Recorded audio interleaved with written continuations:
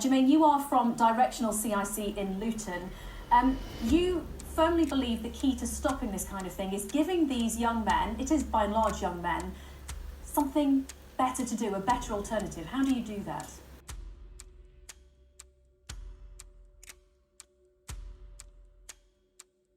Yeah, we run various early intervention and prevention programs, and it's all about our thing is educate, engage, and empower the young people.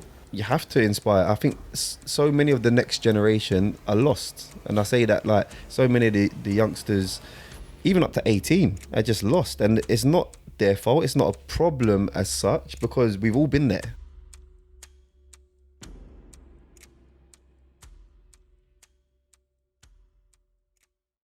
The man with the plan. Main man.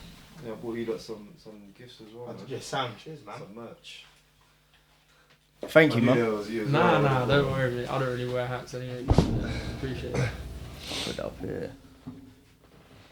Perfect, man. Perfect. I mean, you don't have to wear it now. I'll do it. Fuck it, we'll all wear it. Why not? Huh? I see you done one with my boy Dale. Yeah. I went to school with Dale. Like, I know him since we was primary school. Yeah, Dale, that was a really interesting one, man. Because His mentality's a bit different. He's a monster. He's done quite a lot, man. He's done a lot of different things. Done loads, mate. Yeah. Loads. And things that like test your mentality to the full. Iron Man, that's like... Yeah. And his intellect at the same time. It's Yeah. like, He was in all the top sets at school. Yeah. Was he? Proper smart, yeah. No, I'll sort it out now. He knows about the mics anyway. I've seen him on BBC and that. I just walk in the studio and They mic him up. so what, you and Dale the same age? yeah. Yeah. He's got zero hair though, innit? So he looks a bit older. Yeah, he looks old. You look young though. Yeah, you look, like, Yeah, 35, isn't it? 35 2 weeks ago. Fucking hell. Still going strong on Sunday. Innit? Sundays is Scoring easy hat though, tricks innit? against Sundays us, is easy, innit? It's like 10 minutes. Like Celtic. Easy, mate. Now let's get into it anyway. Hello and welcome to the Curious Fijian. I'm your host Fijian. I'm the co-host, Rain. And we got a special guest with us today. We got Jermaine, obviously owner of Directional, still a big time player. The wheels are still going. The wheels are still going. Manager of Barton. Let me start with Barton just quickly. What made you? I see you post a thing on Twitter about, obviously you tell a lot of the boys and the people you have at Directional like to take big leaps, to take big steps. What was it like to go over to Barton and kind of make a move to be a manager after playing for so long? It came around quite quick, to be honest. Barton obviously weren't doing well, and we're based there, so I'm there 3 times a week. Good relationship with the chairman, and I used to joke with him saying, "Yeah, if you get relegated, don't worry, I'll bring you back up. I'll take over. I'll bring you back up." Just very light-hearted, nothing serious in it at all. And then when like the manager was getting under serious pressure, people were saying to me like, "Why don't you take the job? Why don't you take the job?" I'm like, "No, I'm not a manager. Like, I've just finished playing. I'm enjoying free time, enjoying just watching games, just chilling on a Saturday, doing other things." And then they sacked the manager. He asked me to go and help out one game. I said, "Okay, I'll come and help out." It was a cup game, just do the warm up and stuff. And that night we sat there until 1:30, 2 in the morning, talking about. He was just saying, "Would you be interested in the opportunity?" So then I seriously considered it, spoke to a few people, and I was like, you know what, it's an opportunity, why not? Like I said, I tell kids that they got to step out of their comfort zone and do things all the time. So I thought, let's just go for it and see what happens. Be a leader, be the role model. Yeah. Are you enjoying it so far? The first 2 weeks were hard. Like, I was thinking, what have I done? I'm busy anyway. And now it's like a full-time job that you're not getting paid for. It's like, what have I done? Like 2 weeks of no sleep, trying to ring players, get players in. It was mental. It's settled down a bit now. Obviously, when you get wins, like if it's worth it. You like, the win as a manager is 10 times better than the win as a player. Is it? Much better. Yeah. Is it because you see people grow? You see grow. It's your team, isn't it? So when you're playing, it's your performance, isn't it? So you either play well or you don't. And it's down to other people if you win the game or not as well. There's 11 of you on the pitch. When you're the manager, you're in control of all of it. So if the warm-up ain't right, that's on you. If the team ain't right, it's on you. If someone's playing poor, you ain't subbed them or whatever. Do you know what I mean? You've got to change the game. It's all on you as a manager. So there's a lot that goes into it that you don't really see as a player. Do you have more respect for managers now? Absolutely. And I've said that, I've like managers I played for, I'm like, okay, I apologise. Yeah. I made it hard for you because this is tough. Like I say, it's full time. You're flat out, and it's quieting down now. And I think when we stay up next season, it'll be a lot easier because we'll have our own players in. They'll know kind of the routines and what we expect from them. But yeah, I've got a good team around me as well. I've got 3 people that are putting the same effort as me in, and I think you need it. You need to balance it out. Yeah, you can't ask for nothing more than effort, can you? When did you take the jump to Barton? How long you been doing this? November. November. Yeah, mid-November. Okay. So we've been in Oh, charge so because it's of still loads of quite new games. then? Yeah, very new. Yeah. So yeah. we've been in charge for 9 games now. A lot of games called off and whatnot over Christmas, but yeah, 9 games in. What's it looking like with the table? So we got a little bit lucky where a team got booted out of the league, or they resigned from the league because they had problems with their pitch. So 2 go down automatically. So they're one of those. So only 1 goes down automatically. We're that one at the moment, and now after yesterday's win, we're a point off the team ahead of us, 2 points off 2 teams ahead of them. So we're very much in touch with this. Yeah, and there's half of the season left, and all the games called off, so probably more than half of the season. We've got about half. We got 12, 13 games left. So we've got about 8 at home. No one likes to come to Barton. Like, we've got to make the most of that. Yeah. And yeah, we're getting our team together now. Like, the first 2 games were like, they're not our players. We're not counting that. We lost 4-0 and 2-1. It was like, yeah, we're not counting those ones. But since then, like, we've picked up points. So yesterday beat a team that's the second most informed team in the league. So yeah. Yeah, that should put the wheels going now. Hopefully. Did you keep many of the players, or did you not keep any of the players from the previous? Some of them, like, we've given everyone a chance, pretty much. So some left straight away. It was like going elsewhere. A couple of them was like, okay, cool. We've kept maybe 4 up until now, but they've all had chances. We had a terrible result against Aylesbury where there was 2 points ahead of us. Beat them, go ahead of them, and we lost 2-0. So we got rid of a few after that because it was like unacceptable. Bought a few new ones in. Still bringing players in, which is still kind of tough. Like, you've got your kind of core of the team, and we're still trying to like play with it, but we have to get results. But yeah, it's going well, man. Obviously, you grew up in Luton, so you're a local lad. You're a Luton boy. Mm-hmm. You grew up in Stopsley, didn't you? So I was originally in Stopsley. I moved to Lucy when I was in primary school, about 8, 9. What was it like for you growing up in Luton? Obviously, a lot of people talk about it as this like doom and gloom sort of dark cloud place. But what was it actually like for you growing up in Luton? Oh, I loved it. Like, I went to Cardinal Newman, so I kind of knew people from all over the town. Yeah. And because I went to Sacred Heart in Stopsley in the early years, but then when I moved to Lucy, I knew all the Stopsley boys like Dale and that, and then Lucy boys as well. So yeah, I love growing up in Luton. Lucy Farm was the best. Like, I'd literally, in the summer, if I was at school, I'd run home from school, get changed, go out down the park, take a football. There'd be 20, 30 man playing football, basketball, like the girls and that, or the ones that didn't play sports, just chilling in the park.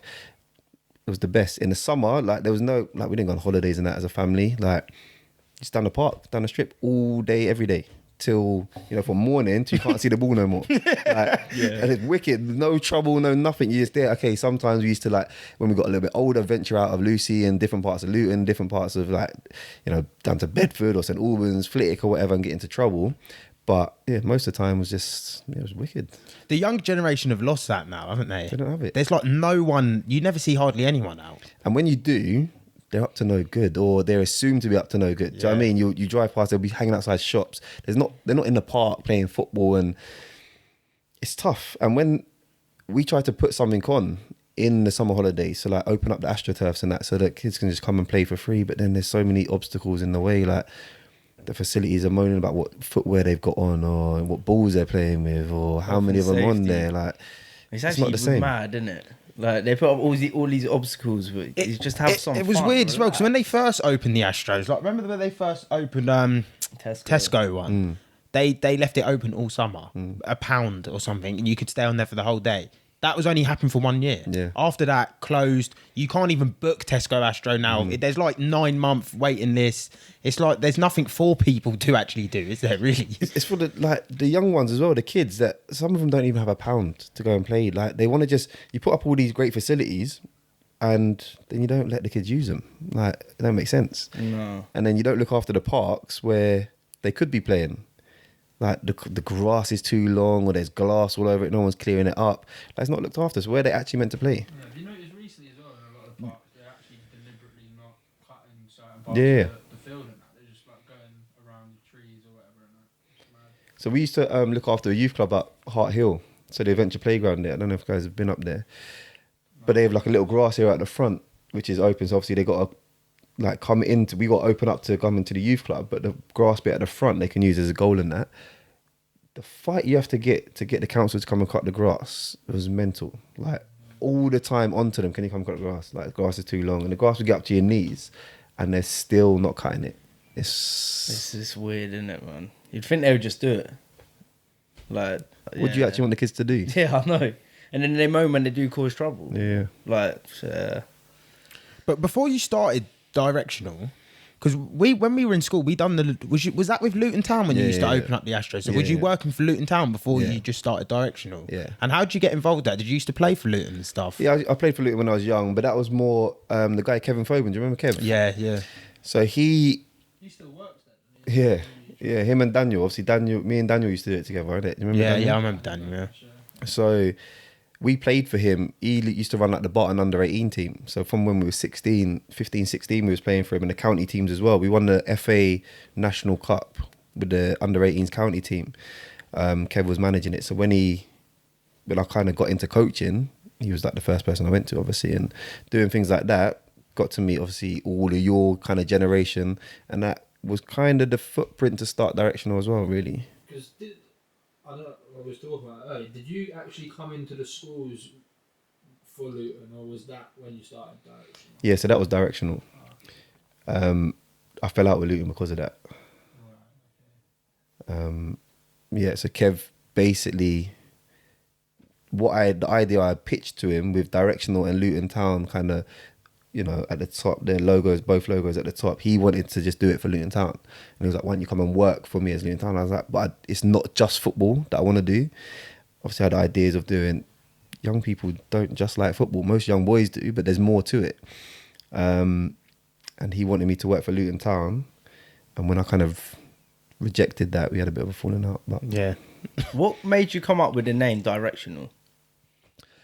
so the company was originally meant to be a company for young boys that had dropped out of football, professional football, like academy level, to get back into football. So that's what happened to me. When I was year 11 at school, I was playing for Aston Villa, didn't get a contract at the end of year 11, and I was like, okay, what do I do now? The scout that sent me to Villa was kind of talking to Derby and Luton.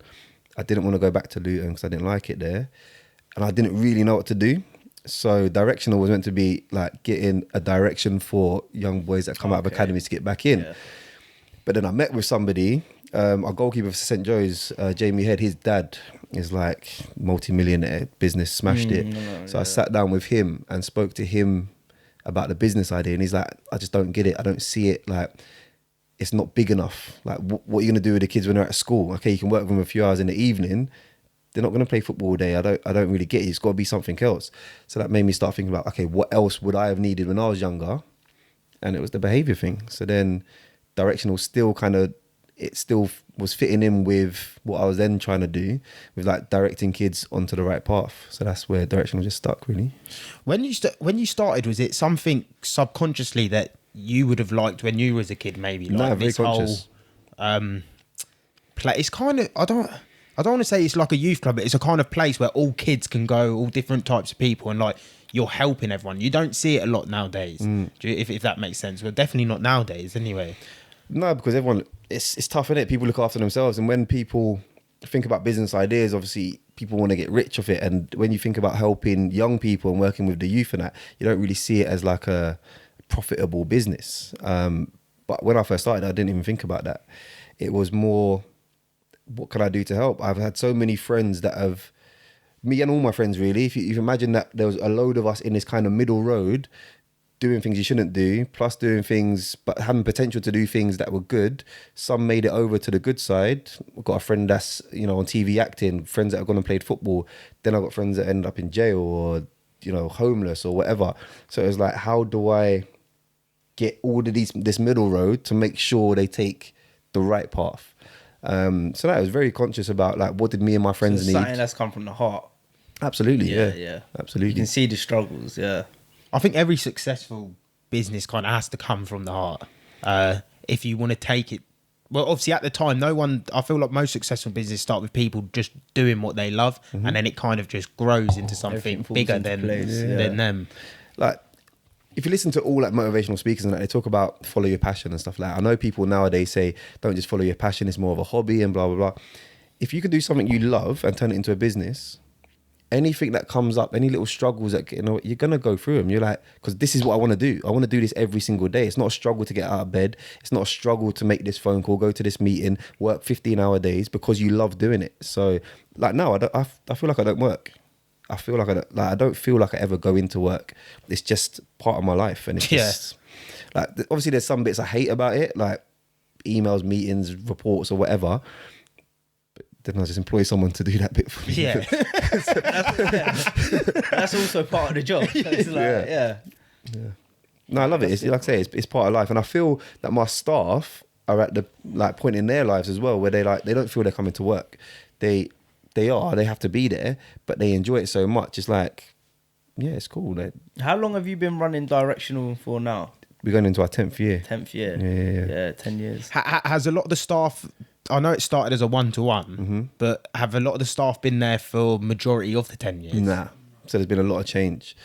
I had a couple of guys that were with me for a lot of years. I think the company outgrew some people, and I always said to people, like, I don't want the company to outgrow you, so this is what you have to do. But some people just haven't got, you know, adapted to it. They can't. Yeah. And some people just want to go in and work, you know, 9 till 3, 9 till 5, whatever it is, and then go home, forget about it. Direction's not really that type of company. Like, it's flexible. I don't have demands. Like, I don't ask people to work till 9 at night. But if we need to do something, let's just get it done, because there's people that rely on us. But at the same time, they get things back in return. Like, they've got unlimited holiday to take whenever they want to take. Like, if they got things to do, they can ring me and say, oh, next Friday I've got an appointment, or my dog needs to go here, or I need to take my mum somewhere. And it's like, all right, cool. Like, we'll cover that work. But then I know that they're going to return that by putting in hours when they need to. Not everyone likes that. Some people are just like, go in, do their job, go home. Robot. Yeah. Yeah. There's nothing wrong with that, but it's why finding people with the right passion in it that can give 100%. Like some people It's say, the right goal. If you've all got that same goal, and if you all care that much about the kids, you'll go and do the extra bits. Yeah. Without worrying if you get an extra pay for it or overtime, or, you know, I'll always try to look after people. And like, if you do something, then yes, okay. If you work stupid hours one week, okay, next week just have a day off, like recharge your batteries and, you know, chill a little bit. But it has to be that two-way thing. How important is the next generation, and what does it mean to you to be inspiring them? Well, they're everything, isn't they? Like, you have to inspire. I think so many of the next generation are lost. And I say that, like, so many of the youngsters, even up to 18, are just lost. And it's not their fault. It's not a problem as such, because we've all been there. Do you know what I mean? Like, I don't know what you guys do, and if you like knew you wanted to do that from, you know, young, but a lot of people don't. I look back at the old me and think, you were lost. Yeah. Proper lost. I look back 3 years ago. And 2 think, years. Two years, and think, wow, like the decisions there and then. But I think it's because there's this big. I'd say even people older as well, man. I was going to A lot say, of society's lost, man. We just don't know. I feel like we haven't got a purpose. We don't live with a purpose, and I feel like when you haven't got a purpose, you just got nothing to drive for. You're in like I said, you're in like a robot state. You're just waking up, you're doing this, you're not like, there's nothing to like thrive for. You're looking forward to Friday. Yeah, no Friday challenge. comes, and you know, then Saturday Repeat. comes. You think, oh, you get to Sunday, you dreading Monday, like, and then you do that. You're looking forward to a 1 week You holiday. recover Wednesday. Yeah. You get Thursday, and then you're back down the rabbit hole again. It's a vicious cycle, man. But And there's that, a lot more do you know to what? life. That is, it's just what we've grown up in, right? It's just society, and like over the World Cup, my friend does YouTube and that Flex, and he went out to the World Cup. And he was saying like how sick it was, like no drinking, the culture's just so mad different. And I was saying that I grew up, anyone that knows me from maybe 5-6 years ago, from 18 to then to like 28, maybe up to 30, would know that I'm just on it. Drinking, partying, going here, there, everywhere. If I have one, I'm having 10. Like, Yeah. you know what I mean? I'm active, yeah. But I think that was all. I enjoyed those years, loved them, but I feel like that weren't really me. Like when I look at the World Cup and the no drinking thing and just more peaceful, maybe it's me now, but I think if I grew up around that, I would have enjoyed that a lot more than this kind of culture you grow up in where you're just looking forward to the weekend, just getting smashed, forgetting about it. It is a cultural thing as well, because even now, like, I don't drink anymore, and everyone's like, they're sort of like, oh, why don't you drink? That's weird. Like, oh, he don't drink. It's like, it's a really weird thing, and like, if you don't drink, it's frowned upon. It's such a weird mentality to me. I feel like it's English culture. And I think even if you date back to like Saxons and that, man, we were just drinkers, man. Yeah, it's like football Saturday and Sunday. All they want to do is drink afterwards and stuff. Innit? You know what I mean? See, I don't drink now either, and I think being around football is so hard. Well, I don't find it hard. Like, easy to turn down pints, easy. But when everyone around you's doing it, you can see how easy it is to get. But I'll say if you go out with your friends and like they're out and you're not drinking, like you getting hyped up, everyone's feeling the vibe. You can see how easy it is just to get involved with that. Yeah, definitely. Because it is emotive. And I think it's having a banter. I think it's harder for people that need it to kind of loosen out. Whereas like you don't strike me as the type of person that needs a drink to be loose. Like you're quite talkative, like same as me. I'll speak to anyone. I'll be happy. I'll be hyper. I don't really need a drink to get into that state. I feel like for people who do, because there is a lot of people out there that generally need to have a drink to sort of confidence, socialise with people. Yeah. But it surprised me so much that it's such a brain altering drink. Like people don't realise how much it affects you the next week for the half of the next week or decisions you'll make that week. Like it generally like it used hazy, to, man. I have like a couple. If I have a couple of drinks now, man, I'm murked for the whole week. Yeah. The whole week, I'm not. You're not. Written off. Yeah, you're not me. Yeah. I don't enjoy it, man. I don't know how you feel afterwards. I don't really enjoy the taste. So it's just not for me. I think the hangover is what killed me. Like if I go out Saturday, like I say, I'd be in bed all day Sunday. If I had to do something, I'd go and do it a couple hours and go back to bed, not eat properly. Then Monday, tired, feeling it. Tuesday, you don't start recovering till Wednesday, Thursday. Yeah. And that's What's why the it is point in such a that? vicious cycle when people are doing it. Like I said, you come around to the Wednesday, you're feeling a bit better. Thursday, like, Friday, you've gone down the rabbit hole again. And then you're just repeating. But what steps can young kids take who haven't got a directional in their area? Haven't got a directional in the area. It's tough. So we always say to kids and young people, find a hobby. Yeah, and that sounds so basic, right? But finding a hobby is so important because you get to meet new people that you might have not met before. Yeah, you're doing things that are stimulating your mind and you're enjoying yourself, and the whole mental health side of things is being looked after as well. Creates new opportunities. You're learning new skills.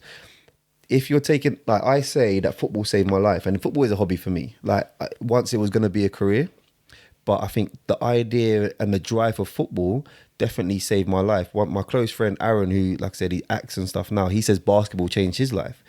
Never went on to be a professional basketball player, but he met someone in the acting industry and then met an agent that went and that led him down a different path. He's now started an acting workshop called Luton Acting Hub, and I went to their showcase the other day, and an older guy said that he had been through rehab and stuff, and you know nothing ever really worked. He found Luton Acting Hub and he's doing this as a hobby, and that changed his life. So for young people, if you get into different hobbies, trying different things, that's the easiest thing you can do. I know we were saying there's obstacles around things like that and costs often get in the way for some people, but if you can find a hobby, do that. Even if it's something you've never tried before, like you want to go to a boxing club. You learn life lessons in hobbies as well. Absolutely. That's the easiest thing to start with, I'd say. If a town doesn't have directional, then they need to come and find us. spread it out. We try to provide positive role models, and that's what. And it's so hard when young people try, like they find it hard to decipher between negative and positive people. But if you can start understanding who positive people are for you, I understood that from when I was very young. Like when I first announced I was going to America when I was 18 on a scholarship, I had some people from Lucy going, what are you doing that for, bro? Like man's just starting to make proper money, like you're going to America for? Then I had some people going, hey, get the hell out of here, don't come back for a long time, like go and do your thing, smash it, let us know when you've blown over there. Like, do you know what I mean? So different you people could straight away see, hold on, you don't really want the best for me, why am I still around you? And then when I only stayed in America for 2 years, come back, I'm not really trying to be around you anymore. Yeah. Because... And I think some people subconsciously, they don't I don't think sometimes they mean to be that way. I think it's just installed in them. They just don't understand life. They know what they know. Yeah, they And just that's know the what they ends know. and Yeah, the roads and this and that, and So that's when- their yeah. vision. Do you know what I mean? and that's the it. sad thing. It is a Yeah, sad man. thing, especially sometimes when it's the people generally like closest to you. It's Mm-hmm. it's Yeah, like what do you mean? when you Like- start coming out of this like facade, or you start growing as a person. It's like you start looking at people. You're like, yeah, you aren't the sort of people. It's sad, but it's like it is life, and everyone does. Guys, grow. man, Yeah. everyone, Have that's to. part and parcel of it. And that's the hardest bit, because you don't want to ever be seen as leaving someone behind or thinking you're better than someone, because none of us are better than anyone else. But you have to do what's best for you. You know, guys know Junaid Mead. Yeah. I remember, and it will stick with me forever. Like, I'm 5 years older than him, and he was friends with my sister, so I knew him from when he was a young boy. And we was out. He was out in the club. I was out in the club, and there was a little bit of beef. And someone ran over and was like, "Yo, that's the boy from last week. Come." And I had to grab both of them. And he went to run off to beef this guy and whatever. He was playing for Arsenal at the time. I had to grab both of them and give him that, that uncle talk. Like, what are you doing? Like, you're his boy. You go and deal with it. Come back and tell him what you've done to deal with it, and say you stay out of it, because you got to go and train him with Arsenal tomorrow. And had to give them that proper talk. And they didn't go. Whatever. Nothing really happened. They jumped in a cab, but he needed to understand that person at that point was not his boy. Irrelevant. Because why are you trying to bring him to something that's gonna mess up his whole career? yeah. That don't make sense. That's what Oh, makes you though, man. Different. A lot of people ain't like that. It's not a lot of people. That's real. And obviously, you work around in schools a lot and stuff, and you're in and out of them. What's your actual thoughts on the educational system? It's broken. It is broken. Do you believe that as well? Yeah. It's I think this country's broken. There's no leaders. There's everything's easy. We don't understand things. We're not teaching people the right way. Yeah, it is funny because it's I don't understand. And you see a lot of foreign people as well. They say, I don't want my kids here. Even they're sending their kids. They're just coming here to work. I want my kids still. Like the guy saying today, he's like, I've got a son. He's 6. But I want him staying in Romania because he's like, when they go to school, they learn. Yeah. They go in there and they're learning properly. They're coming home. They're a bit broken. That they're physically learning. Here, they're like, you're tossing around. You're not doing nothing. Like, what are you learning? It's nothing. Like, I don't have kids myself, but if I do, I've always said I'd want to be in a position where I can homeschool them. Like, maybe up until, them early years, they can go and they can socialize and stuff like that. But when it's time to actually learn proper things, I'm not trying to send them to school here. I'd rather do it myself, because the whole system is broken. I put a post out maybe a year ago, and it divided opinion on a lot of things, but I addressed a lot of things that I think are broken in the education system. Like, why do they still wear uniform that they wear now? Why are they still in blazers and they get told off for tucking their shirt and they got to wear these shoes and that? What jobs did young people aspire to where you look like that anymore? Before, like the top paying jobs, you think office jobs, and you must be making money because you work in an office. That's not the case now. With social media, with the sports opportunities, businesses, young people don't aspire to dress like that. And okay, if you want to do that, cool. Later on, you can learn how to dress smart and whatever. They should be in a little polo shirt with their school logo on, whatever. I agree with that. But why are you stressing our parents to get school shoes? And every time the school shoes, they're playing football with them and they're getting holes in them or scuffing them. They got to get that's more stress on parents. That is unnecessary. So the school uniform is, for me, the first thing that needs to go. The haircut one gets me as well. Like, how is that Haircuts. even affecting somebody's learning? You know what I mean? What was you saying the other day about schools with the football and that? Like, there's no winners or losers. That I was don't know if that it's was in the school. I know funniest young thing. years, Man. I don't even want to hear that. I think if a team's losing by a certain amount of goals, the other team's allowed to field more players. Yeah, and yeah, stuff now, and yeah. it's just like, So what we teach So there's no competition either. So they're all like I said, no winners, no losers. They all get medals at the end of the tournament. There's Participation trophies. participation and that. And okay, cool. Up to a certain age, you want them to enjoy football, or enjoy whatever sport they're doing. Competition's healthy, man. We're humans. There has to like- be something there in it. That's what separates the people that make it to the people that don't. Those ones that absolutely want to win. Like we're talking about St. Joe's. I actually walked off the pitch on Sunday and I was like, this is one of the best teams I've ever played for in Saturday football as well, because every single player wants to win. I know that I'm going to war and everyone is on the same page as me, because no one we were not going to let that team come there and just, do step overs and score goals and this and that. And it's hard in football to find that, because there's 11 of you, Especially these 15, days. 16 of you. Yeah, these days, it is hard to find 11 people on the same page. Yep. These days, you get players that you could lose 5-1, but if they've scored a goal, they're putting it on the social media. If any of my players, ever do that, we're having words. It shouldn't feel the same scoring a goal when you're losing. It's not a good it's not a good feeling when you come off after and you're like, I scored. Even if you scored a hat trick, I scored a hat trick, but we lost 5-3. It's not a good. Wayne Rooney's son posted that. Did he? Yeah, like a few months ago, he scored a hat trick. He's like, we lost 4-3, but scored a hat trick. No. So I understand as a striker, you're a little bit selfish, right? And you have to have that selfish streak to be the best. And I get that. I've been there where I'm looking at the top goal scorer in the league stats. So we might have lost 3-2. I've scored 2. I'm like, but now I'm 2 away from him. So you kind of have that, that little bit of joy in you. But you don't like show everyone else that. You don't go and post it on social media. You don't. Then you're not in the bar going, hey, I scored 2 goals. But we lost. No, like take the loss like everyone else. If you move lost, on. Yeah, them goals don't count, mate. I don't know about all that. But that's a generation. These Yeah, days, that is man. a It's just generational weird. thing. It's weird. Who's been a role model for you growing up? My dad, Yeah. massive role model. Not in business terms and like success and Yeah, all that of sort of course, stuff, but just for being like, his dad left when he was young, which was a typical thing for a black father to do, and he hasn't. He's stuck around. He's always been there when I've needed him.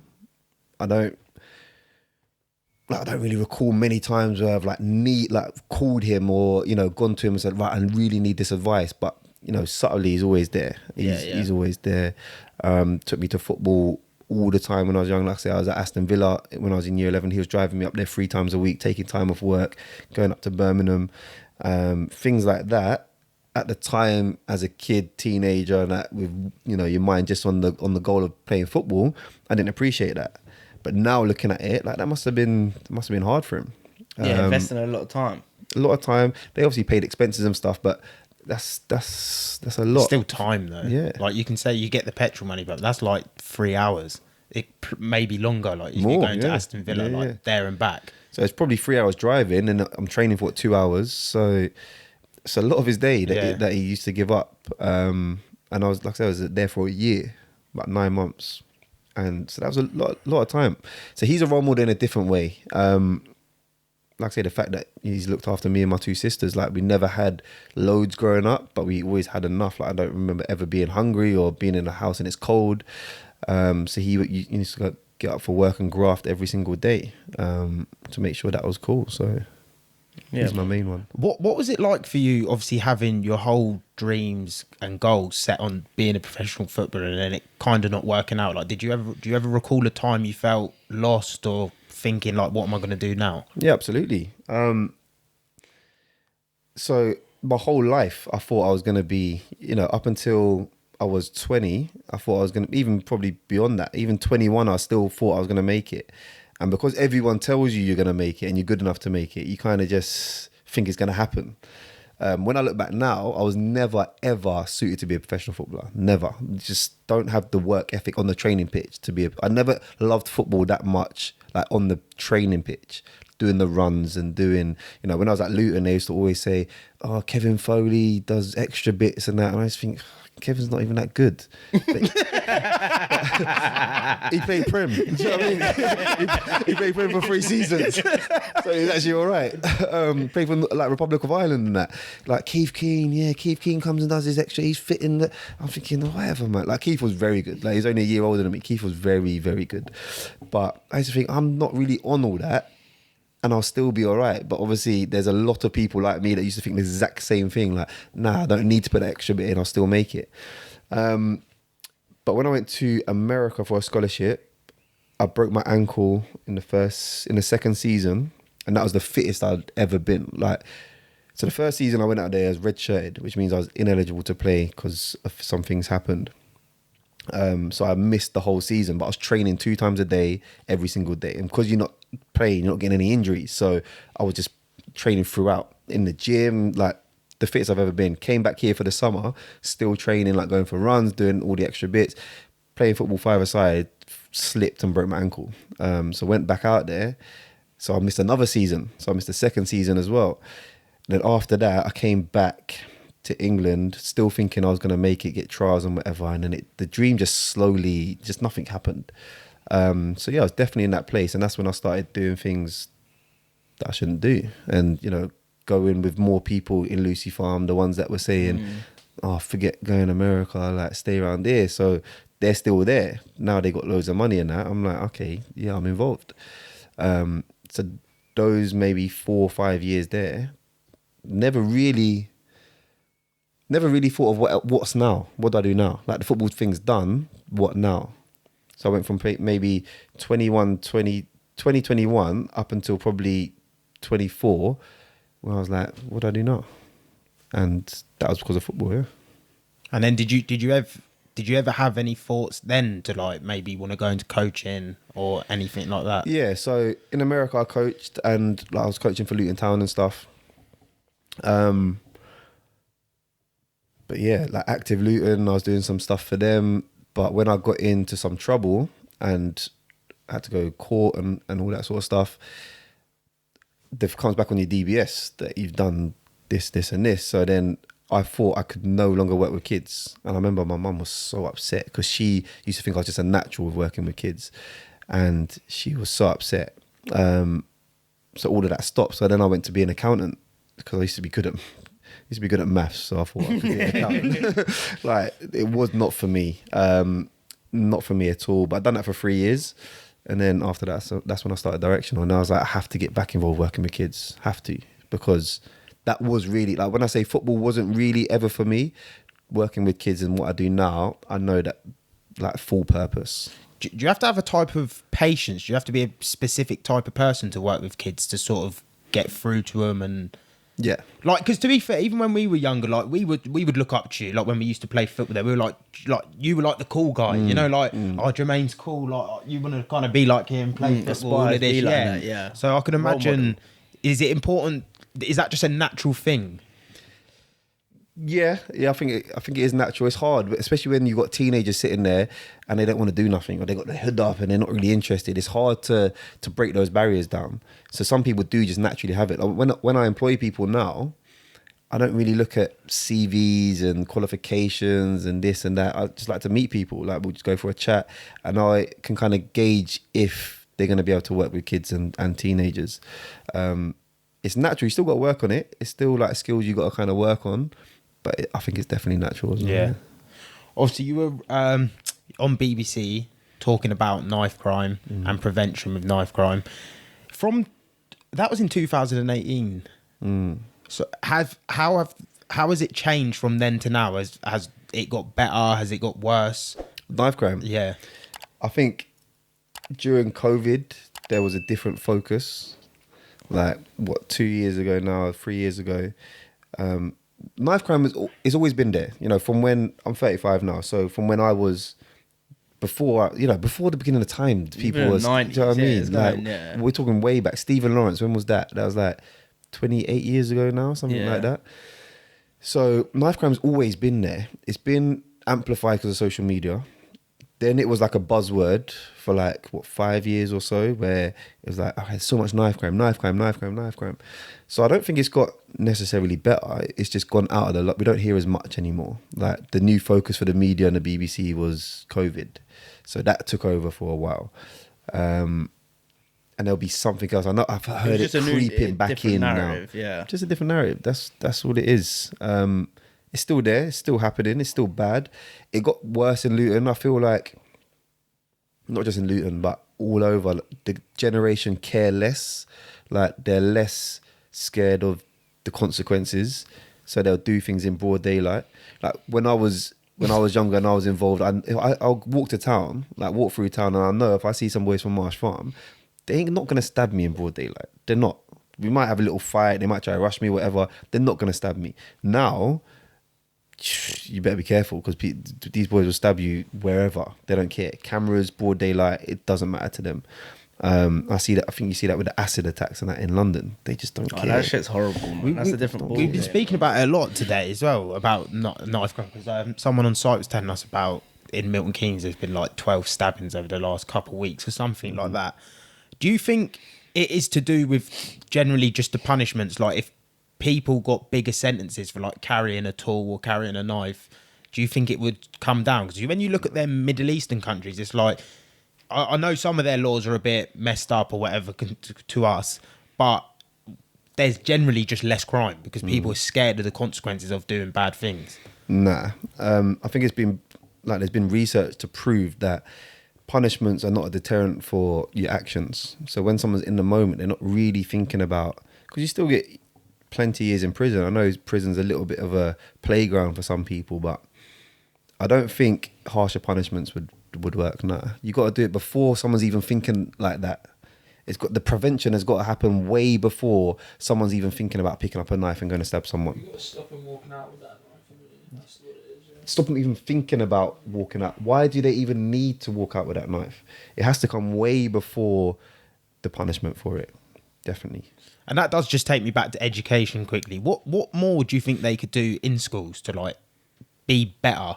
Is it teacher salaries need to go up because they need to care more, so there needs to be better teachers because they're not on great money to be. There's no incentive to want to be a teacher because like nowadays everyone's like, oh, defund this, like don't give them more money. But realistically, you need to put more money in because there needs to be a bigger incentive to want to do that job. Yeah. Like, what's your opinions? So I know they're striking at the moment and they want more money like everyone else at the moment, but I don't think more money. I don't think any teacher, I don't know from personal experience, but I don't think anyone would go into teaching for the money. They go in because that's something they think they would love to do. I think a lot of teachers, like we're in and out of school, so we get kind of the view from loads of different schools and loads of different teachers and whatnot. I think a lot of teachers don't understand how stressful it's going to be and how much work they actually have to do. They're thinking, all right, 9 till 3, go maybe a couple of hours doing some reports and that, weekend off, and they get all this work chucked on them. They have no teachers actually in the school, so they got to cover lessons and they got substitute teachers. Then they got 30 kids in a class where 12 of them definitely don't want to be there, and they'll tell you they don't want to be there. Then you probably get another 8 that don't want to be there but will just kind of sit there and just drift along. Then you'll get the rest that kind of they want to actually learn. How can they cope with that? How can any one person, and this is the main thing that should change, how can 30 kids still be in a classroom? How does that even make sense? Yeah. Like, I'm a very logical person. Logically, it doesn't make sense that there can be one teacher and 30 kids in a classroom. Yeah. You don't doesn't think make of it sense. like that though, do you? Like, I've never sat there and thought of it like that. But even as adults, right? Say you went to a training course for whatever you wanted to do. If you was in, if you went to listen to someone talk and you was interested in that thing, and there was 30 of you in there, or 150 people in a room, you could sit there and listen and engage. Sometimes even over a day, you'd be like lagging a little bit. You'd be like, oh no, like re-engage. And that's something you want to do. Imagine you got told you have to go and learn all these different things that you don't even want to, every single day, for 5 hours a day, listening to the teacher just monotone talking, sometimes just reading off a PowerPoint or whatever, and there's 30 of you around. You're gonna be distracted. You're not gonna want to engage, and then that teacher's got to try and control all 30 of you. How does that make sense? How can that teacher engage with all 30 of them at one time? So when we do projects in school, we do a maximum of 12, and there's 2 members of staff usually, and that gives us a chance to actually get to know when someone's messing about. Okay, what's happened today? What's going on? They come in a little bit different. Instead of just sending them out or saying, right, you're gonna get detention, you don't sit down. What's going on? Have you eaten today? Do you have breakfast this morning? Do you have a late night? What happened? Or you might find out, oh, my dad got arrested last night. Oh, my cousin got stabbed. Oh, I didn't sleep because my mum's got a new baby and she didn't stop. Anything. It could be anything. Actually knowing someone, getting them to open up. Just getting to know them. Yeah.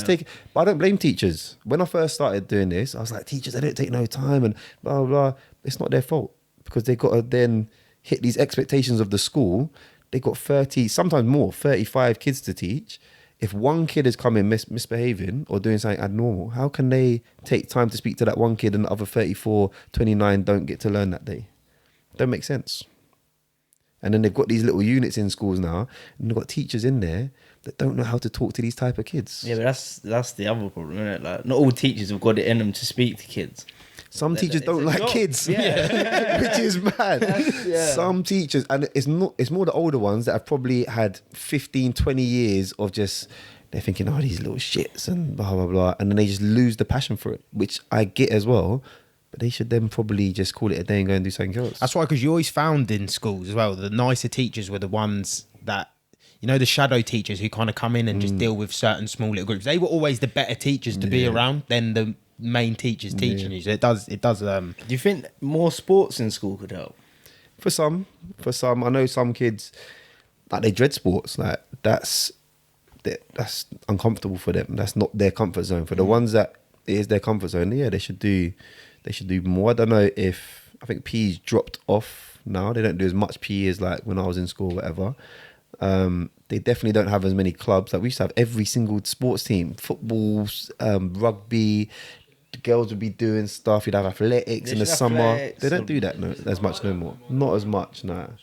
We used to have like inter-school tournaments and that where we'd go to, yeah. But none of that stuff anymore. And I know they're worried about, like we tried to do something before. This was years ago. We tried to do a basketball tournament and like bring all kids from different areas together, and like the council and the police and I was saying, nah, you can't do that. It's too risky. We went and done it anyway with a football tournament, but because we knew that we could manage the kids that will come in there, or we was confident. Even Luton used to do that, didn't they? Like they used to have a Farley Hill site, Marsh Farm site, Lucy Farm site, and then come together at Kenilworth Road and play each other. Yeah, a little bit of beef now and again, but overall it's pretty controlled. That was just happening in the area as well, like people you didn't like, that people that yeah, exactly. Yeah. Yeah, it's normal, I think, with just young kids. Yeah, but now they're scared to do it because obviously youth violence is so high. They're scared. Imagine something happened. Imagine they put a school event on and someone got stabbed. Like it wouldn't look good. Which is definitely a possibility as well. Well, you got to count that possibility nowadays, isn't it? Like, it'd be stupid not to, because it's just what's happening. I've got a question. You know, you spoke about COVID. What was like? What was life for Directional during COVID? Like, what was going on for you and the company? We were lucky, really. Like vulnerable students were still going to school. Sorry, my cough's come back. Right. So yeah, we were still working. We was a lot more chilled, but kids needed us more than ever. Like they were struggling now with mental health, and that's where mental health came in a lot for us. It was more away from the violence and stuff because no one was going out as much, but the mental health side definitely came in, and we was like, okay, we can be a little release. Some of them are locked in their house for 8 hours, 9 hours a day. So yeah, it was a different angle, but we still do things that we learned then. We still do them now because, like I say, mental health is massive with young people. I think the police were so extra in that time as well. Because I remember we went to an Astro to just like play football because we were like, I'm not staying in. Like we're outside. The reality, like I'm not a doctor, but normally when you're in fresh air, you're less likely to catch a cold. Obviously, gone football. We went to Lee Manor and the police come and they locked us in the Astro with them, took everyone's name down and actually fined. Obviously, the people that gave their real names got fined. And they got Pat McCaff. Pat McCaff. Oh, my Pat McCaff gave his real name and got fined, and he was so angry. That was hilarious. Watching him do that was the funniest thing because he gets so angry, and he got that thing. And Kyle McCarthy and telling me he was at work and he got this letter saying about he's got £100 fine. So that's going in the St. Joe's group. Yeah, but yeah, ask him at Lee Manor. He did. He got fined. But yeah, they were so extra in that time, man. So I can imagine what it was like for younger kids who are more energetic, want to be out, kind of don't really understand what's going on as much. And imagine there's some kids out there that are living in a 1-bedroom flat or a 2-bedroom flat with 4 or 5 siblings. Like they don't have their own space at the best of times, and now they're saying they can't go out, and every time they're out the police tell them to go back home. They can't go to school. Like what they meant to do, they're going absolutely insane. Strange time, and what we look back at and truly laugh. Yeah. Well, you already see it now. Studies and that coming out, it's just like none of it made sense, did it? None of it. We all knew that. Yeah. It is a good thing though that it didn't like halt the businesses and your progression though, because a lot of people did slow down or stop completely. So yeah, we was lucky. So we opened a provision at Barton in October 2019. So that year, 2020 was meant to be a big year, meant to be like loads of kids coming to the provision and whatnot, and we ended up having 2 or 3 like every day when we was meant to have 12. But where I was able to use the furlough scheme and some staff like took furlough, that definitely saved us. That definitely was where I was able to say, okay, you lot go on furlough. There'll be me and a couple of others, and we was working with the 3 or 4 kids we did have. And then everyone else got to chill for 6 months. Oh, that's good though. It helped you out. Yeah. What's the most important lesson you've learnt to date? Be yourself. Be yourself. I love that, man. Be yourself. It's like maybe a bit cliche or whatever, but you can't try to be like I was always, and I look at some of my friends as well. Like good-hearted people, always from young, good person, but try to do things. Just got caught up doing things that weren't me. Doing things just because you've done something, and then you've got to retaliate to something, or someone's done this, or you're doing this for your friend, and it was never really me. Luckily, I didn't cross the line too far to a point where my life went to shit. But I see so many people that did get caught up in that, and they start believing this person that they're now trying to be. It just ain't them.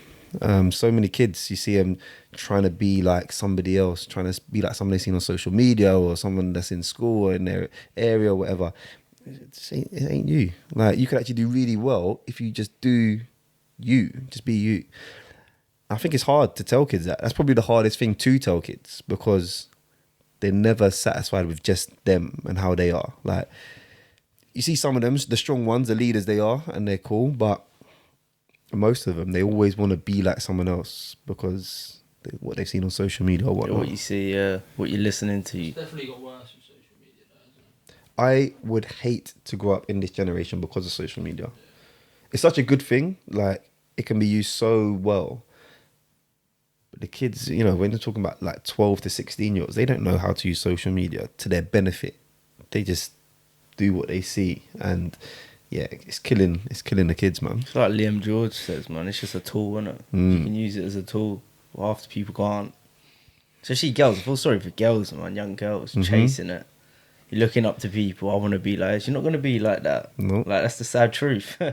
It's both, isn't it? It's girls and boys. Like, girls see, like, it's more the looks thing and what they should be looking Want to like, change whether their it's the appearance. Kardashians or whoever else is popular at that time. Boys just like the material things, and you think, I can only get that type of. I want that type of girl. I can only get that type of girl if I'm this type of guy. Yeah. But it's not like what the guy looks like or what he does. It's about what he has. So then the boys are thinking, okay, I need to have these things to get that girl, and then you're like, okay, how can I get these things? And normally it's not the right way. It sounds like a bad cycle, and it is a bad cycle. Isn't it, though? It That's is. what they see. But when it's broken down like that, it's Yeah. like, that is how it is, and it's such a bad cycle, man. It's just finding good role models, man. Yeah. And like you said, They need to know that they can make money and have a good life doing legitimate things, like things that are actually going to help the world, whether that's working on site or whether that's running your own business, doing things that actually like help people directly. You can actually have a positive impact in this world and make money at the same time. But they don't. And be see that. happier. Be happy, which is the main thing. A lot of people forget that. Happiness is free, man. Yeah, You know what I mean? You don't have to do all these things to be happy. it's true. That's the funny thing. Yeah, man. I've just got another question with Directional. I know I've seen on your Instagram that you've like moved out to Royston and other places like that. What's your like 5 to 10 year plan from now with it? So it's a good question, actually. So I've always had a very clear. I've always been that, like, I read a lot. I actually started a book club, so good to get my friends involved in reading and sorting out our mindset and stuff. And I've always had 5 and 10 year plans. Obviously this is coming up to the 10th year now. This year I've consciously not set any targets, made any goals. So this year my one goal is to be content in the moment and to where I am now. And all my staff, I had reviews at the end of the year or start of this year with my staff. And one of the girls came with a full PowerPoint presentation, like, this is where I want to go, these are my goals. And I was like, sick, wicked, blah, blah, blah. And then she like, what are your goals for this year? Because normally I'm very open about what the goals are, do vision boards and all of that sort of stuff. And I was like, I ain't got none this year. And it's because I want to be content. Like, there's things that I want to do with Directional. There's things, but if they happen, they will happen. If they don't, then they don't. And there's going to be a reason why they don't. yeah, so 5 to 10 year plan. This year, it's been put on hold. But in the future, I see us going. We're gonna have another unit open in Bedford this year, so that'll be our 3rd unit, September. And then just keep growing, just keep helping as many young people as possible. We've got a talk in Birmingham in February, so whatever doors that opens up there, opens up. I've got a cousin that's down south, and he's got ADHD and stuff, and he's not getting much support in school. So it's my cousin's son. So my cousin was like, "Oh, directional would be so good down here, and I can get you a meeting with this teacher and that teacher." I'm like, "Yeah, okay, maybe if I feel like the time's right at some point this year, I'm not gonna set like a time limit on it, but I might go down south as well. Yeah, see what happens." Seeing what works out. I think being content's a good goal, man. Yeah. Because sometimes you get wrapped up in the goals and so lost in it instead of just staying in the moment and just progressing. I've been in You're it for going to 10 get there years. regardless by progressing. There's no harm in like you said, been there for 10 years, you've got to where you are now. There's no harm in like you said, a year where you just want to reap what you've done for the last 10 years. Like you said, go with the flow. That's exactly it. And for the last, probably since COVID kind of time, coming at the end of COVID, I've been searching for what makes me genuinely happy. Like, what is happiness? What does it actually look like for me? Because I tell these kids about, it's not just money, it's about this, it's about that. But I'm like, what, we're talking about the culture thing and just being used to just going and drinking and doing this and that. I'm like, okay, what does actually make me happy, like to my core? Because I'm happy, genuinely happy, like all the time, just chilled and happy and content and stuff. But I wanted to kind of search for that real happiness. And I thought, I'm not going to be able to do that with setting this goal. And I never really get stressed. But the last 10 years, it's all like, right, got to do this. And it's 100 miles an hour. Directional is going, all right, cool. Next business. All right, cool. Let me get a property. Do that, flip that. All right, do this. Stocks and shares. Right, this, that, da. Got to get to this goal. And it's been constant for 10 years. It's Overload. So this year, and like I said, I don't really get stressed. I don't really get worked up about things. Obviously, Barton's come around now, so this is a new little path and a little journey as well. But it's like, do you know what? This year, like, I'm just gonna enjoy the moment and kind of still work hard, still do things. But if things come, they come. If they don't, they don't. And you got Halls Homes for young people as well, which you started in 2022. Oh, it was 2020. 2020. So is that a place for people who are kind of struggling at home or don't have a home and they need somewhere to be or somewhere to stay? Like, if you just want to explain a little bit about that. And what Yeah, so it's a children's home. So my mum and dad fostered from when I left to America. So when I was 18, so what's that, 17 years? So they've been doing that. And my sisters have kind of worked with kids. My middle sister worked in a youth prison. The younger one was like a swim teacher and stuff like that. So with Directional, it was always like, all right, what more can we do? What more can we do? And some of them, it was like, I can't do any more with this kid unless I actually take them home, because we're doing all this work. They're doing really well. They're going home and they're unlearning everything we've just spoke about, or they're learning these new behaviors from whoever else. So the only other thing I can do is take them home. So I was never actually going to be able to take them home. But then it was like, okay, why don't we look at a children's home?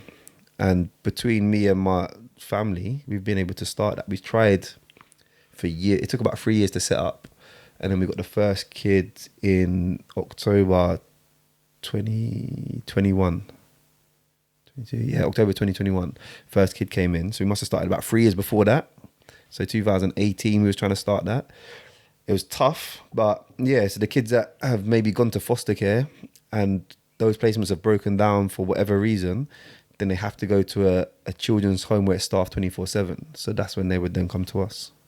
That's amazing, man. Yeah, that's That is amazing, amazing. man. I didn't realise what it was when I first seen it. I just thought it'd be good to ask you about it. It's hard. It's tough.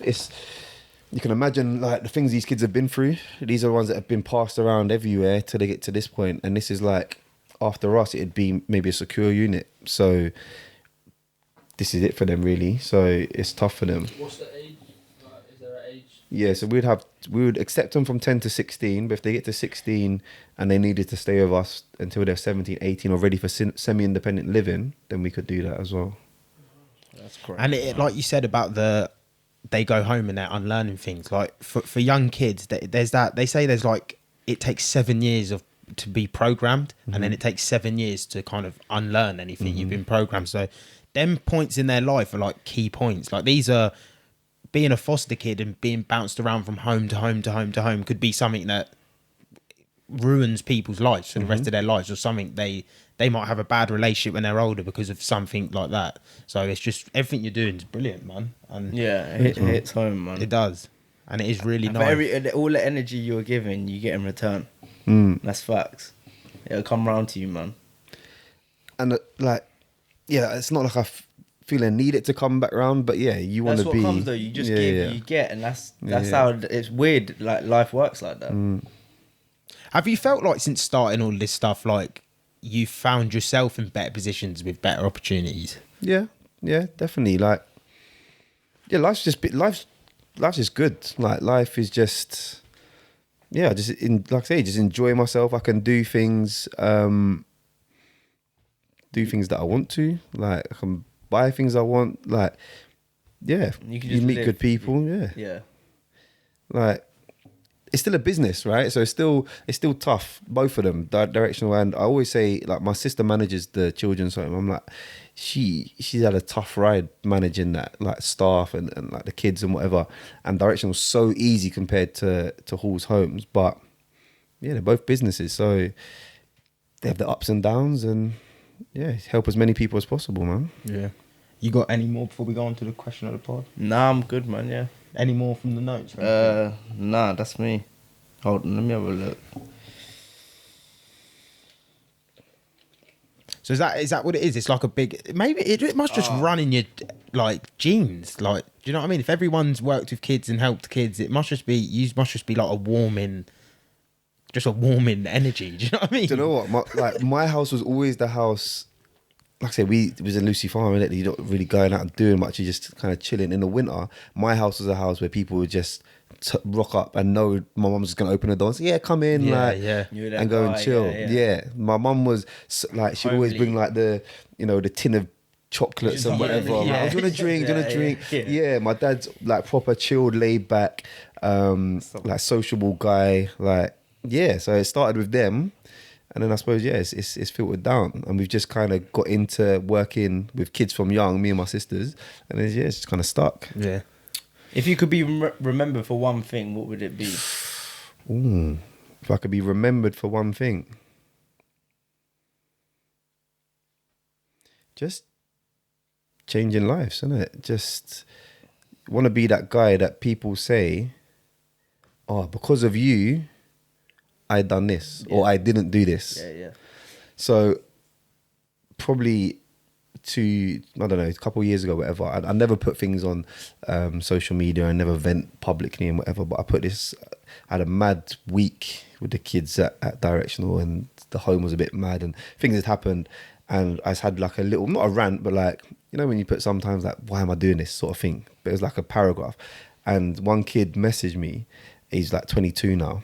And he was like, oh, I remember when you brought Jordan Reynolds to my school, and he wrote this long essay about how I changed his life and what he's doing now. Like, he's just got a mortgage with his girl and he's bricklaying and this and that. And he sent a picture with me, him, Jordan. And like that there is the best reward you can get. Yeah. Like money, freedom, all of that sort of stuff. Yeah, great. But that there, knowing that you've like changed his life, you can't Touch you. Yeah, you can't beat that. You can't beat that. You can't buy that. No. Absolutely Money can't buy that. No. That goes nicely into the question. Yeah. And obviously, the question of the pod's your most euphoric moment in life so far. I had to send it to him because we haven't been sending it to people. People are kind of like, oh, I don't know, like trying to think about it. Even still, like, obviously I told you I was going to think about it on the way back from the coach yesterday, and I was buzzing from the wind, so I didn't think about it too much, but I still was thinking. And it's tough to pinpoint, like, if you've got more than one, just like moment. You can have more than one. Yeah. It's just we just say you're most euphoric. Some people just have like that one moment that sticks to them. Some people have come on and had three, like just anything. Some people have had mad moments that you wouldn't even think of. Yeah. Like when Kieran Trippier scored that free kick in the Euro 70. Yeah, that was his moment. And he's kickboxing champion. World champion. Oh my God, no. Do you know, like the one moment I was thinking about, see things like that, like for me, like football events and that, I support Liverpool. So I went to Liverpool when they beat Tottenham in the Champions League final, and like that day was obvious. That weekend was mad. It was wicked. But things like that, I don't think about them like life euphoric moments. Yeah. But one for me that does stick out is when I was working at accountants, my cousin got me the job. So she used to be like the manager of this accounts department, and I was just like the T-boy basically. But she always used to say, like, oh, I'd love to go to Rio for New Year's Eve. And she used to get up these pictures and we used to look at the videos. And we always used to do like the lottery as a team and say, oh, what would you do if you won the lottery? And the thing that came out all the time was go to Rio for New Year's Eve. 2 million people on the beach, all white party, fireworks in the sea, everyone drinking wicked. And I can't remember what year it was now, 2016 maybe. Me and two of my friends went to Rio for New Year's Eve. So on that day on New Year's Eve, we're there, all white. It's a white party. All white party. 2 million people. It's Brazil, right? So, you know. We were single men. It was like, yeah, it was, the views were good. But everyone's there with their phones out and obviously the fireworks going off and we're drinking champagne and you got these deck chairs, so you're just chilling, waiting for New Year's Eve to strike and that. And when all that's happening, you know, I just had that moment like, this is what I've seen in the videos and the pictures. And this is actually, I can actually do whatever I want. Like, not whatever I want at any point. I'm not a millionaire that can just go running around or whatever. But anything I actually set my mind to do, I can actually do that. And I think in that moment, like, the thing itself, going on holiday and seeing New Year's in is not like a big deal. But that moment of like, do you know what? Like, yeah, like, I just be that kid in Lucy, just going down the park, just playing basketball, football all day, not really having energy, not seeing anyone around me do things like this. It's like, do you know what? I can actually do whatever I want to do in life. And that moment there was like, yeah, that hit me as like a moment that stuck with me forever. So yeah, that's one of them. That's definitely. a banger. That is a banger. Get yourself down to Brazil, Pete. White party. Oh, you better be single though. Oh man. No, I think that's everything. Yeah, Unless man, there's any that was more good, things man. coming up with direction or anything that we haven't touched on that you want to touch on. Well, this is, like I say, it's our 10 years, so we're doing loads this year. We've got a charity football match on May the 19th, I think it is. It's a Friday. Getting all the pro boys back. Hopefully as many as possible. Jamal Lewis, Keshi Anderson, Giovanni Brown. Get them playing, a few ex-pros, plus the kids that we work with, and just having a whole mix up at Barton. That should be a fun day. We've got a showcase in the summer. And then we've got a birthday party in October to celebrate 10 years, man. So I'll invite you guys along. Yeah, Come that'd down, be see good. what we're doing, meet some of the kids and that. And so you lot were part of Directional, really, at the very start. Yeah. See, I didn't know if it was through Direction or if it was through Luton Town, but I remember when it first started. Yeah, it was good because it was the only thing going on. Yeah, There was nothing going on. Friday nights is what we'd look forward to after school, like going there. And playing football for like an hour, 2 hours. Do you know what? That helped me so much because when I then got into Stockwood was the first school that I got into. So when I went in there and I'm having meetings and walking through with teaching that, and I see all you guys that come to the Friday night football, and there's all that good relationship is there. The teacher's going, oh, okay, this could work. This could actually work. So then they started doing mentoring, then started doing group work, and it just expanded. Like on the basketball pitch when I'm sitting in maths, I want to be. But this is where like everyone used to say like, how do I get on Directional? How do I get on Directional? It's like, nah, you're good, man. You don't need. How do I get? I got to be bad, yeah. So then they start misbehaving in class to get in Directional. It's the wrong way around. It must be surreal for you, innit? Do you ever just sit back and just think, I've done all this, like, even though you've brought in a team and that, but you've started this was your dream, and where you've come to, like, the journey's mad. I don't often sit there and reflect, but when I do, like, I do take a minute to, like I say, it's not all about me. It's the others that have come in, and I'm like, how have you guys come in here and you're doing so well? Like, no, it's not, of course, all about you, but it's just how you impact, other people. It's like, obviously, because we're going through it today, it's just like, for me, it's just like, wow, like, mental.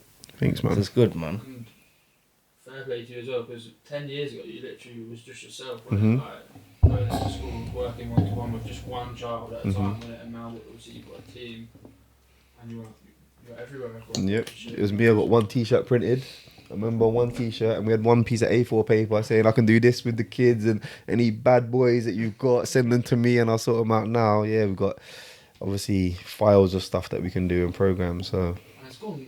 Well, for me, 8 years from when I was in school have just gone like that, man. It feels like it was a couple of years ago that we were Friday night or seeing you. Yeah. Now we're all grown men, like, own jobs, like everything. You know what I mean? It's mad. time flies, isn't it? Time does go. See where the next 10 years go. Yeah, we look forward to watching the journey for the next 10 years. man. Jermaine, it's been a pleasure. Thank you for pleasure. coming on, man. I really appreciate it. Yeah, the hats, directional. Can anyone purchase these? Nah. Oh, there's exclusive. What is that? No, but quick one as well. Obviously, you might be playing the National League Cup Yeah. final. Do you reckon you've got a good chance? After the last game, after beating Beatties, who are the holders, I don't. You can't say you're gonna win it. But Like, to we've been to the final Yeah. before. What, 2 years ago? COVID 21. We've got a much better team now. And last time I took myself out of the final because I weren't fit enough. This year I'm making sure I'm fit. Yeah. No, I'm not having it this year. So The thing I seen on Sunday when I was watching, you actually look like a fucking. Sorry. Like a really good National Cup team is like a really good. Like you didn't look like you look like a Saturday team that plays with each other every week. You know what I mean? It was like I was watching. I'm thinking, oh, damn, like, Sunday's gonna be a bit different. Sunday's gonna be dicey. their manager said, like I said to our manager, oh my God, like the way your midfield work and the front two. He said, how you must work on that every week. And he's like, we've never don't ever train, trained. yeah. We've never had mad, one isn't training it? session. No. Do you just- feel your age? How would Yeah. you say you're 35? You I've feel just been able to 35. walk properly today. What do you mean? I ain't joking. I've had a bad back. Since I was like that. No. It's going up for all them headers, man. Nah, so normally I've been feeling good. So because I ain't played Saturdays and Sundays, you know, it's smaller pitches and that. It's kind, you know, it's easy enough. So I've been feeling all right. Doing yoga on a Monday, which helps on, yeah. massively. But after Sunday, I definitely felt my age. But I'll link all the stuff below, your Instagrams, stuff like that. So people go check out Directional. If you've got younger brothers, younger siblings, you want to get them involved, head over there and check it out. And Jermaine, it's been lovely having you. And that's another episode of the Curious Fijian people. Peace. Good stuff. Thank you, man. Oh, kid, man.